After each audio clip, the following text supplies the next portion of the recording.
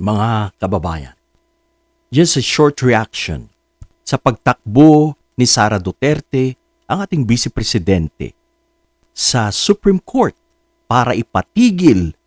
Nag-request po siya ng TRO sa Supreme Court para i-stop ang proceedings na nangyayari sa lower house. Ito ay patungkol sa kanyang impeachment. Mga kababayan, napakainit po ang mga pangyayari. Ang Supreme Court na inaasahang magpapatigil sa impeachment proceedings ay hindi umaksyon. Hindi niya pinatigil this time. Kaya mga kababayan, tuloy na tuloy ang hearing ng Justice Committee sa April 14. Ibig sabihin, andyan si Sentry, ang isa sa mga star witnesses, at andyan si Ramil Madriaga. Ito po ay mga usapin na ng ebidensya. Dito malalaman ng taong bayan kung totoo nga yung sinasabi ni Sentry na may mga tawag nito, dividendo, mga perang pumapasok sa kanilang bank accounts, sa kanilang mga family members. Hindi lang si Digong, pati mga bata including Kitty Duterte. At hindi lang yan, pati si Hanilet. Nagaling daw ang pera na to sa pinagbabawal na gamot.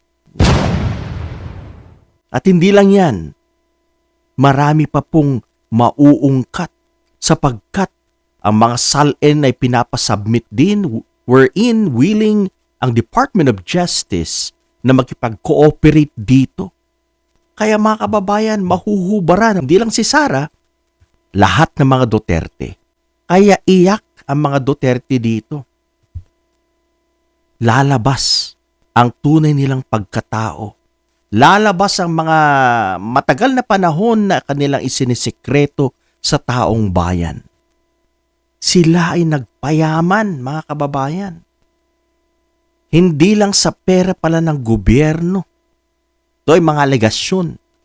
Kundi sa mga singkit na nagtutulak. Actually, may malalaking negosyo ng pinagbabawal na gamot. Malalaman po natin yan. At si Ramil Madriaga, wag natin kalilimutan, na dating bagman ni Madam Vice Presidente, na sa ngayon, idinideny niya that she knows Ramil Madriaga. Mga kababayan, ang daming mga ebidensya, ang daming photos na nagpapakita na magkasama sila. At hindi lang photos, mga kababayan, pati video na kung saan tinawag ni Vice President Sara Sir Ram na ang ina-address niya dito ay si Ramil Madriaga. Kaya mga kababayan, ito ay lokohan.